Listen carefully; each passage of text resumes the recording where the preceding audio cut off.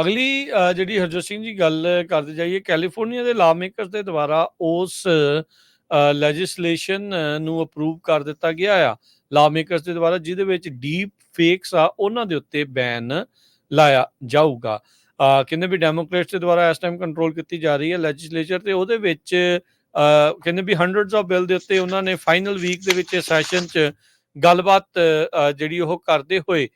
ਇਹਨਾਂ ਬਿੱਲਸ ਨੂੰ ਜਿਹੜਾ ਉਹ ਪਾਸ ਕੀਤਾ ਆ। ਡੈਮੋਕ੍ਰੇਟ ਪਾਰਟੀ ਦੇ ਜਿਹੜੇ ਗਵਰਨਰ ਆ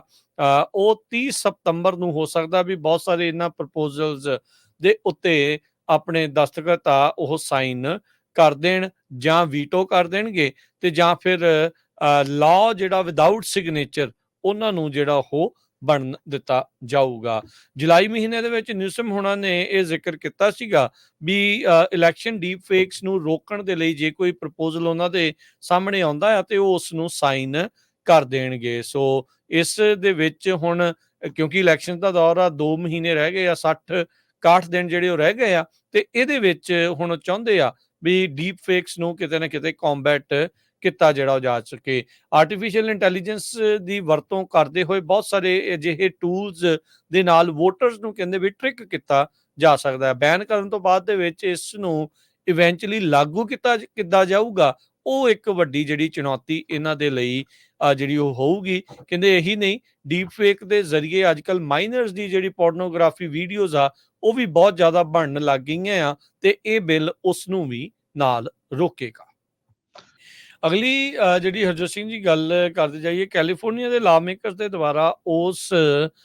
ਲੈਜਿਸਲੇਸ਼ਨ ਨੂੰ ਅਪਰੂਵ ਕਰ ਦਿੱਤਾ ਗਿਆ ਆ ਲਾ ਮੇਕਰਸ ਦੇ ਦੁਆਰਾ ਜਿਹਦੇ ਵਿੱਚ ਡੀਪ ਫੇਕਸ ਆ ਉਹਨਾਂ ਦੇ ਉੱਤੇ ਬੈਨ ਲਾਇਆ ਜਾਊਗਾ। ਕਹਿੰਦੇ ਵੀ ਡੈਮੋਕ੍ਰੇਟਸ ਦੇ ਦੁਆਰਾ ਇਸ ਟਾਈਮ ਕੰਟਰੋਲ ਕੀਤੀ ਜਾ ਰਹੀ ਹੈ ਲੈਜਿਸਲੇਚਰ ਤੇ ਉਹਦੇ ਵਿੱਚ ਕਹਿੰਦੇ ਵੀ ਹੰਡਰਡਸ ਆਫ ਬਿੱਲ ਦੇ ਉੱਤੇ ਉਹਨਾਂ ਨੇ ਫਾਈਨਲ ਵੀਕ ਦੇ ਵਿੱਚ ਸੈਸ਼ਨ 'ਚ ਗੱਲਬਾਤ ਜਿਹੜੀ ਉਹ ਕਰਦੇ ਹੋਏ ਇਹਨਾਂ ਬਿੱਲਸ ਨੂੰ ਜਿਹੜਾ ਉਹ ਪਾਸ ਕੀਤਾ ਆ। ਡੈਮੋਕ੍ਰੇਟ ਪਾਰਟੀ ਦੇ ਜਿਹੜੇ ਗਵਰਨਰ ਆ ਉਹ 30 ਸਤੰਬਰ ਨੂੰ ਹੋ ਸਕਦਾ ਵੀ ਬਹੁਤ ਸਾਰੇ ਇਹਨਾਂ ਪ੍ਰਪੋਜ਼ਲਸ ਦੇ ਉੱਤੇ ਆਪਣੇ ਦਸਤਖਤ ਆ ਉਹ ਸਾਈਨ ਕਰ ਦੇਣ ਜਾਂ ਵੀਟੋ ਕਰ ਦੇਣਗੇ ਤੇ ਜਾਂ ਫਿਰ ਲਾਅ ਜਿਹੜਾ ਵਿਦਆਊਟ ਸਿਗਨੇਚਰ ਉਹਨਾਂ ਨੂੰ ਜਿਹੜਾ ਉਹ ਬਣ ਦਿੱਤਾ ਜਾਊਗਾ। ਜੁਲਾਈ ਮਹੀਨੇ ਦੇ ਵਿੱਚ ਨਿਊਸਮ ਹੋਣਾ ਨੇ ਇਹ ਜ਼ਿਕਰ ਕੀਤਾ ਸੀਗਾ ਵੀ ਇਲੈਕਸ਼ਨ ਡੀਪ ਫੇਕਸ ਨੂੰ ਰੋਕਣ ਦੇ ਲਈ ਜੇ ਕੋਈ ਪ੍ਰਪੋਜ਼ਲ ਉਹਨਾਂ ਦੇ ਸਾਹਮਣੇ ਆਉਂਦਾ ਆ ਤੇ ਉਹ ਉਸ ਨੂੰ ਸਾਈਨ